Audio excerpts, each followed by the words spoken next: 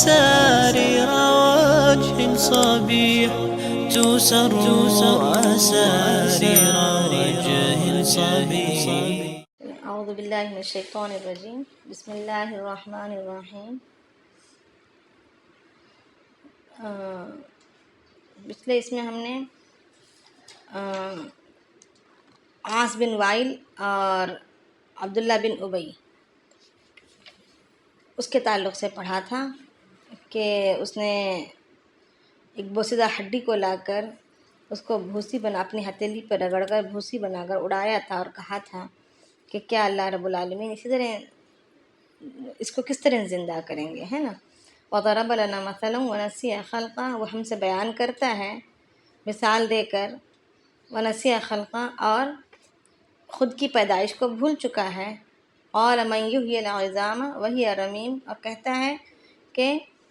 ان گلی سڑی ہڈیوں میں سے کون زندہ کر سکتا ہے جب کہ وہ بوسیدہ ہو گئی ہیں. قل یحییھا الذی، آپ کہہ دیجئے کہ یہ وہی ذات ہے جو زندہ کرے گی، انشأھا اول مرہ، جس نے تجھ کو پہلی دفعہ پیدا کیا تھا. یعنی جب وہ پہلی دفعہ پیدا کرنا تو حالانکہ زیادہ مشکل ہے، تو جو ذات پہلی دفعہ پیدا کرنے پر قادر ہے وہ دوبارہ پیدا کرنے پر بدرجہ اولا قادر ہے. وہو بکل خلق علیم، اور وہ ہر چیز کا علم، ہر چیز کے پیدائش کا علم اچھی طریقے سے جانتا ہے. اب الذی جعل لکم من الشجر الاخضر نارا، یہ وہ ذات ہے جس نے تمہارے لیے ہرے بھرے درخت سے آگ کو نکالتا ہے. فَإِذَا أَنْتُم مِّنْهُ تُوقِدُونَ، جس سے تم آگ کو جلاتے ہو. تو عموماً درخت جب سوکھ جاتے ہیں، ویسے تو ہر ہی درخت جب سوکھ جاتے ہیں تو وہ جلانے کے ضرور کام آتے ہیں، مگر یہاں پر خصوصیت کے ساتھ شجر الاخضر کہا گیا، تو اس سے مراد شجر الاخضر جو ہے حجاز میں دو درخت ہیں، مرخ اور عفار کہتے ہیں ان کو. تو یہ مرخ اور عفار کے جو درخت ہیں ان کی ٹہنیوں کو اگر آپس میں رگڑا جائے تو آگ سے لگتی ہے. تو اس کی طرف اشارہ کرتے ہوئے یہاں پر اللہ رب العالمین فرما رہے ہیں کہ وہ ذات جو ہرے بھرے درخت سے بھی آگ کے نکالنے پر قادر ہے. اب آگے جو آخری قرآن شریف کی جو آخری سورہ یاسین کی آخری آیات ہیں، اس میں اللہ رب العالمین فرما رہے ہیں اولیس الذی خلق السماوات والارض بقادر علی ان یخلق مثلہم بلی وہو الخلاق العلیم. کیا یہ وہ ذات نہیں ہے جس نے آسمانوں کو اور زمین کو پیدا کیا اور ان جیسوں کے پیدا کرنے میں بقادر علی ان یخلق مثلہم، کیا ان جیسوں کے پیدا کرنے پر کیا وہ قادر نہیں؟ یعنی یہ وہ ذات ہے جس نے آسمانوں اور زمینوں کو پیدا کیا. یعنی آسمانوں اور زمینوں کو پیدا کرنا تو زیادہ مشکل، زیادہ تعجب کی بات ہے کہ آسمان کیسے ہیں، بغیر ستون کے کھڑے ہوئے ہیں، ان میں کوئی درار نہیں، ان میں کوئی جوڑ نہیں، ان میں کوئی خرابی کبھی نہیں آئی. جب سے بنی ہے جب سے آسمان بنا ہے تب سے برابر اس میں کوئی خرابی نہیں آئی ہے. اور اسی طریقے سے آسمانوں پر جو نظام چل رہے ہیں، آسمان اور زمین کے درمیان خلا میں جو نظام چل رہے ہیں، نظام شمسی ہے، یہ صرف ایک نظام شمسی نہیں بلکہ ایسے کئی اربوں خربوں نظام شمسی چل رہے ہیں دنیا میں، کائنات میں. یعنی یہ ہمارا جو سورج کا نظام ہے یہ تو درمیانی جسامت کا سورج ہے. اس سے اربوں خربوں گنا بڑے سورجیں موجود ہیں اور ان کے ارد گرد بھی مستقل ایک نظام چل رہا ہے، جس طرح یہاں پر ہمارا نظام شمسی میں جیسے نظام چل رہا ہے. اسی طرف اشارہ کرتے ہوئے اللہ رب العالمین نے اپنے پاک کلام میں سورہ فاتحہ میں یوں کہا کہ الحمدللہ رب العالمین، میں سارے جہاں کو پالنے والا ہوں، سارے جہانوں کا مالک ہوں، سارے جہانوں کا رب ہوں. جہان نہیں کہا، یا تو جہاں عالمان نے نہیں کہا، عالم نہیں کہا، عالمان نے نہیں کہا، بلکہ عالمین کہا، یعنی جمع، یعنی بہت سارے جہانوں کا. تو اب یہاں پر اللہ رب العالمین یہی فرما رہے ہیں کہ اولیس الذی خلق السماوات والارض، کیا یہ وہ ذات نہیں ہے جس نے آسمانوں اور زمینوں کو پیدا کیا اور ان جیسوں کے پیدا کرنے پر کیا قدرت نہیں رکھتی؟ بلا وہو الخلاق العلیم، آگے خود ہی جواب دے رہے ہیں کہ ہاں، کیوں نہیں، وہو الخلاق العلیم، وہ بہت زیادہ پیدا کرنے والا اور بہت زیادہ اس کے تعلق سے علم کو رکھنے والا ہے۔ یعنی یہ صرف خالق نہیں ہے بلکہ یہ خلاق ہے، یعنی اس سے بہتر، اس سے بڑھ کر کوئی پیدا کرنے والی ذات روئے زمین پر نہیں، پوری کائنات میں کوئی نہیں اس کے برابری میں یا اس کے مقابلے میں یا اس کے مثال میں کوئی پیدا کرنے والی ذات نہیں ہے۔ انسان کچھ بناتا ہے مرکبات سے، کچھ پیدا کر لیتا ہے، مگر اس کے پیدا کرنے میں ہزاروں نقص، ہزاروں رکاوٹیں، ہزاروں پریشانیاں اور نتائج بھی کما حقہ ادا نہیں ہوتے، حاصل نہیں ہوتے، اور اس کے ساتھ ساتھ کبھی کچھ ہو جاتا ہے، کبھی کچھ ہو جاتا ہے، اور وہ چیزیں عارضی بھی رہتی ہیں۔ مگر اللہ رب العالمین کی پیدا کردہ چیزوں میں نہ کبھی نقص ہے، نہ کبھی اس کو فنا ہونا ہے، بالکل کچھ بھی نہیں ہے۔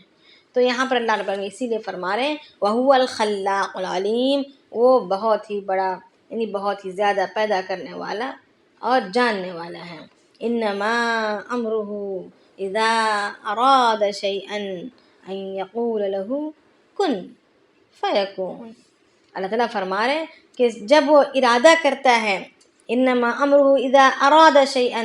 جب وہ ارادہ کرتا ہے کسی چیز کے بنانے کا یا کسی کام کے کرنے کا، کسی معاملے کو سر انجام دینے کا، جب وہ بس ارادہ کرتا ہے ان یقول له، تو اس کے لیے کہتا ہے، یعنی اس ارادے کو، اس نے جس چیز کا ارادہ کیا ہے، جس چیز کے بنانے کا یا جس کام کے انجام دینے کا، کسی معاملے کو وجود میں لانے کا ارادہ کیا ہے، اس ارادے کی طرف توجہ کر کے کہتا ہے کن، کہ ہو جا، فیکون، تو ہو جاتا ہے۔ بس اس کے لیے چیزوں کے جوڑنے کی، سامان کو اکٹھا کرنے کی، یا تدبیروں کے کرنے کی، یا سانچوں کے بنانے کی کسی چیز کی ضرورت نہیں، اور بتدریج اس کے بنانے میں کوئی سلسلے کی ضرورت نہیں ہے کہ اس کے بعد یہ، اس کے بعد وہ، اس کے بعد وہ، نہیں، بلکہ ہاں، اللہ رب العالمین اگر چاہتے ہیں تو ایک آن میں، پلک جھپکنے کی دیر میں، بس لفظ کن کے ساتھ ان کے ارادے وجود میں آ جاتے ہیں۔ مگر اللہ نے دنیا کو دارالاسباب بنایا ہے، تو اس کے لیے اللہ رب العالمین نے دنیا کے بنانے میں ہو یا انسان کے بنانے میں ہو یا دنیا کے اوپر کی مخلوق کے بنانے میں ہو، ایک بتدریج سلسلہ رکھا۔ ہر کسی کو ایک جادوئی اس کی طرح، عجائب کی طرح وجود میں نہیں لائے۔ ہو جا کہے تو ہو گئے، انسان کا ارادہ کیا اور ہو جا کہا تو انسان کا بچہ آ گیا، درخت نکل کر کھڑا ہو گیا، نہیں، ایسا نہیں کرتے اللہ رب العالمین۔ یہ اللہ تعالیٰ کا نظام نہیں ہے، مزاج نہیں ہے۔ اللہ رب العالمین دنیا کو دارالاسباب بنائے ہیں، تو اس کے حساب سے اللہ رب العالمین بتدریج کرتے ہیں، مگر وہ ہونا بھی اللہ تعالیٰ کے حکم لفظ کن سے ہی ہوتا ہے۔ جیسے اللہ رب العالمین نے کائنات کو، دنیا کو 7 دنوں میں بنایا ہے نا، سب سے اخیر میں انسان کو بنایا، اور جب انسان کو وجود میں لانے کی اللہ تعالیٰ نے ارادہ کیا تو اس کو پھر 40 دن میں اس کے اندر ماں کے پیٹ میں تبدیلیاں لاتے ہیں، یعنی ایک نظام کے تحت، ایک بتدریج اللہ رب العالمین نظام کو چلا رہے ہیں، مگر اللہ پاک اگر چاہیں تو آن کے آن میں لفظ کن سے کرنے پر قادر ہیں۔ فسبحان الذی بیدہ ملکوت کل شیء والیہ ترجعون۔ اب آگے اللہ پاک فرما رہے ہیں کہ پاک ہے وہ ذات جس کے قبضہ قدرت میں، جس کے دونوں ہاتھوں کے درمیان سے مراد یہاں پر اللہ تعالیٰ کے ہاتھ تو نہیں ہیں، اللہ تعالیٰ جسم نہیں رکھتے ہیں، مگر اب یہاں پر بیدی ہی جو کہا گیا، ہاتھ کا لفظ استعمال کیا گیا، اس کا مطلب یہ ہے کہ ان کی قبضہ قدرت کے اندر، ان کے ماتحت کے اندر، یا ان کے علم کے احاطے کے اندر، ان کی قدرتوں کے اندر ملکوت کل شیء والیہ ترجعون، یعنی ہر چیز کی بادشاہت ہے، ہر چیز کی بادشاہت اللہ رب العالمین کے قبضۂ قدرت میں ہے۔ وَإِلَيْهِ تُرْجَعُونَ، اور ساری کی ساری کائنات کو، یعنی اللہ تعالیٰ کی بادشاہت میں جتنی بھی چیزیں ہیں یا جتنی بھی مخلوق ہے یا جتنی بھی کائنات پھیلی ہوئی ہے، ہر کسی کو اللہ ہی کی طرف لوٹ کر جانا ہے۔ دنیا میں جب تک وجود میں ہے تب تک وہ اللہ تعالیٰ کے قبضۂ قدرت میں ہے، اللہ تعالیٰ کی بادشاہی کے اندر ہے، اور جب وقت آئے گا لوٹنے کا تو لوٹ کر جائے گی بھی کہاں؟ اللہ تعالیٰ ہی کی طرف جائے گا۔ تو یعنی اللہ رب العالمین نے اس صورت میں آخر میں صورت کے کنکلوژن کے طور پر اللہ رب العالمین نے ہمارے ایمان کو بڑھانے کی اور اللہ تعالیٰ کی قدرت کی طرف ہماری توجہ کو بٹانے کی کوشش کی ہے کہ اللہ رب العالمین کے قبضۂ قدرت میں ساری کائنات ہے، اور وہ جو چاہتے ہیں وہ کر سکتے ہیں، آن کی آن میں کر سکتے ہیں، اور اسی کی جانب سے پیدا کیے ہوئے ہیں۔ تو یہ اللہ تعالیٰ کی عمدہ صفات میں سے ہیں۔ اللہ کے نبی علیہ السلام جب نوافل پڑھا کرتے تھے تو نوافل میں جو ہے اللہ رب العالمین کی اسی قسم کی بڑائیوں کو بکثرت پڑھا کرتے تھے، یعنی اپنے رکوع میں، اپنے سجدے میں اس کا ذکر کیا کرتے تھے۔ جیسے حضرت حذیفہ بن یمان رضی اللہ تعالیٰ عنہ فرماتے ہیں کہ ایک رات میں تہجد میں نبی اکرم صلی اللہ علیہ وسلم کے ساتھ نماز میں کھڑا ہو گیا، یعنی اللہ کے نبی علیہ السلام تہجد پڑھ رہے تھے اور حذیفہ بن یمان رضی اللہ تعالیٰ عنہ آئے اور دیکھا کہ اللہ کے نبی علیہ السلام تہجد میں کھڑے ہیں، تو شوق ہوا کہ اللہ کے نبی کے پیچھے میں بھی تہجد پڑھ لوں۔ تو اللہ کے نبی علیہ السلام اپنے حال میں خود ہی پڑھ رہے تھے، تو حذیفہ بن یمان رضی اللہ تعالیٰ عنہ نے نبی اکرم صلی اللہ علیہ وسلم کی اقتداء میں پیچھے رکعت باندھ لی۔ تو اللہ کے نبی علیہ السلام نے کی جو تہجد تھی، جو کھڑے ہو کر جب آپ نے جو تہجد پڑھی، وہ پورے کی پورے 9.25 پارے کی 7 رکعتیں تھیں۔ 7 رکعتیں انہوں نے پڑھی اور پوری رکعتیں کل ملا کر 9.25 پاروں کی تھی، یعنی پاؤ قرآن انہوں نے، یعنی ایک حصہ قرآن کا 3 حصے میں سے 30 پارے ہیں تو 10 پارے 10 پارے انہوں نے قرآن شریف کے اپنی تہجد میں پڑھا۔ اور جب رکوع میں جاتے تو سمیع اللہ لمن حمیدہ کہہ کر رکوع سے سر اٹھاتے، اس کے بعد کہتے الحمدللہ ذی الملکوت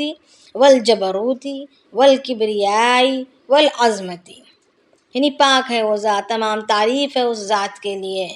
جس کے قبضۂ قدرت میں بادشاہتیں ہیں،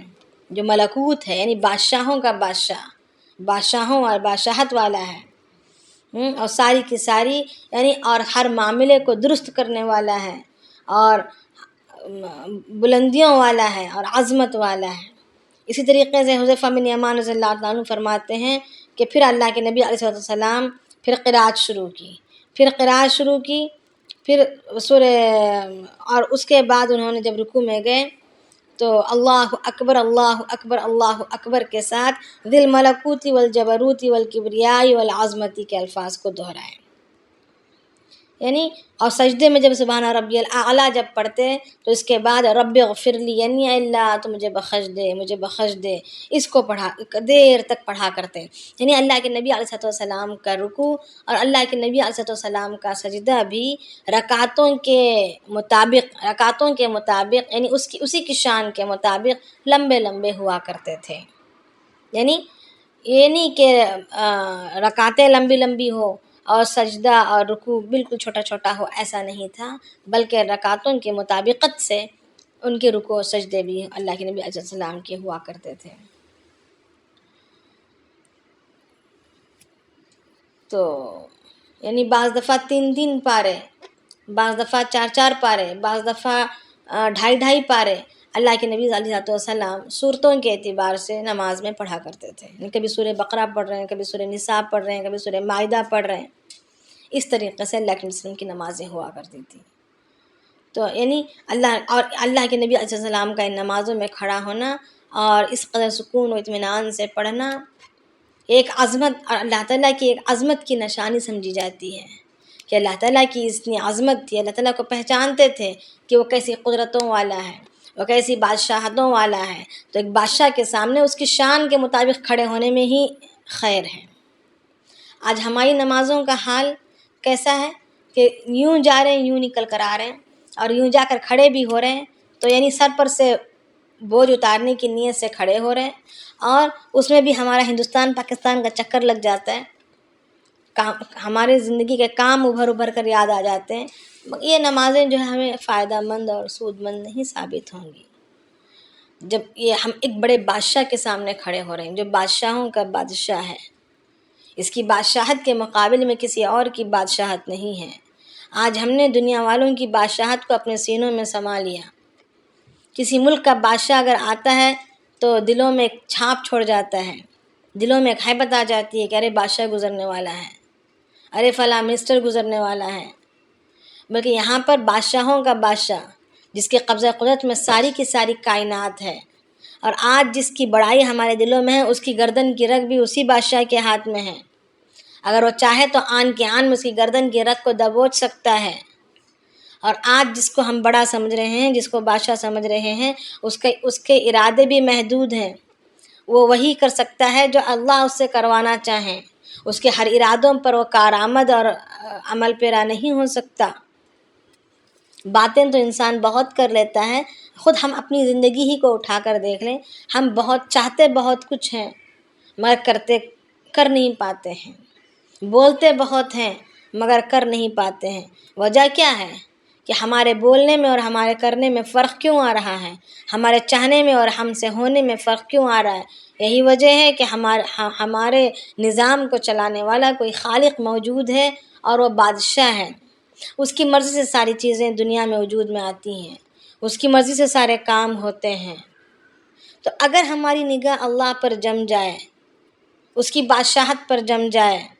تو پھر اللہ رب العالمین ہماری چاہتوں کا اور ہمارے ارادوں کا بھی خیال کرنے لگیں گے۔